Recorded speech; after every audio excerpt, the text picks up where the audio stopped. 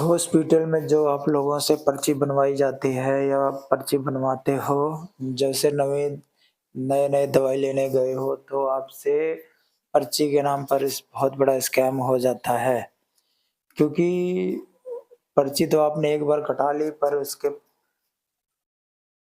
100-200 रुपए चार्ज आपको देना पड़ता है। पर जैसे ही आप दोबारा पर्ची लेकर दवाई लेने जाते हैं, तो आपसे दोबारा भी वैसे ही पैसा लिया जाता है 100-200 रुपए।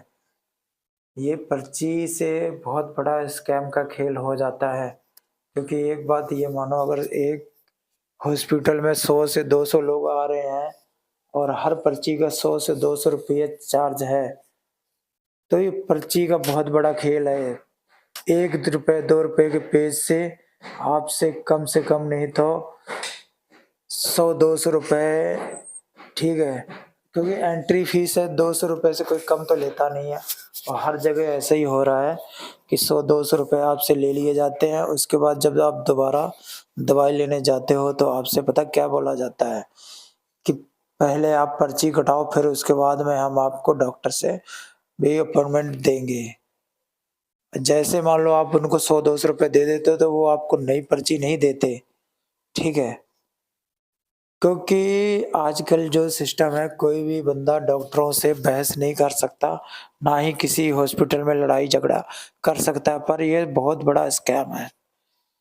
आप खुद अंदाज़ा लगा लो कि एक बंदे ने ₹100 की पर्ची कटाई है, 200 की जब वो दोबारा जाता है या कल को मान लो 2 दिन की दवाई है, 2 दिन बाद फिर जाता है, तो ये कितना बड़ा स्कैम है, आप अंदाज़ा लगा सकते हैं। कि 100-200 रुपए की पर्ची से कितना बड़ा खेल हो रहा है, कि आपको नहीं लगता कि जब छोटे हॉस्पिटल में जाते हैं तो ₹50 का पर्ची कटती है। आप चाहे 15 दिन बाद दवाई लेने जाओ, ठीक है? तो वो पर्ची पर आपको दवाई दी जाएगी दोबारा।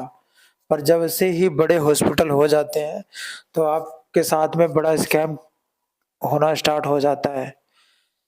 ठीक है, आपने आज पर्ची कटाई, उसके बाद में आप जैसे ही कल पर्ची कटाने जाएँगे, तो आपसे 100-200 रुपए दूसरे दिन भी लिए जाएगा। तीसरे दिन जाएँगे, तीसरे दिन फिर लिया जाएगा। जब पर्ची एक है, तो पैसे बार-बार क्यों लिए जाते हैं?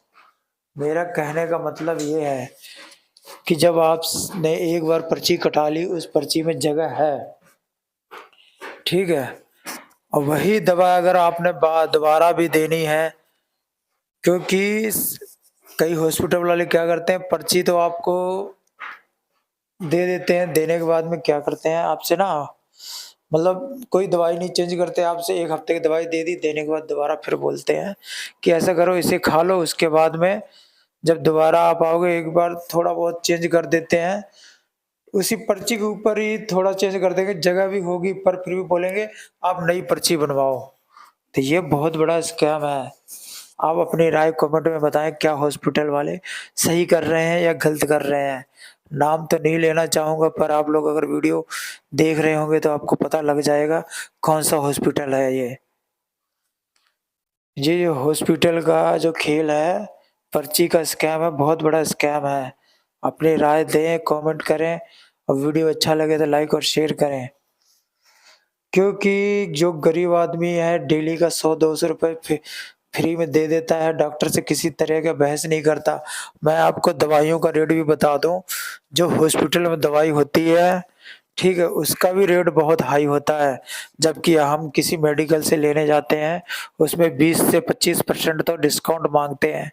पर ऐसा नहीं है, जब किसी हॉस्पिटल में जाते हैं, वो रेट टू रेट दवाई हमको देते हैं। तो क्या ये स्कैम नहीं है? अपनी राय हमें ज़रूर बताएँ कि रेट टू रेट कौन दवाई देता है? आप ही अंदाज़ा लगाकर बताएँ मुझे कि 2000 का दवाई बनता है, ₹360 के एक दवाई का डब्बा मिलता है, 360 या 320, ती 400, 500 जितने का भी हो म कहने का मतलब है कि रेट टू रेट कोई भी हॉस्पिटल वाला दवाई अगर दे रहा है तो क्या ये सही है? हमें आप अपनी कमेंट में राय बताएँ। क्या जो ये कर रहे हैं सही है? अपनी राय दें, कमेंट करें।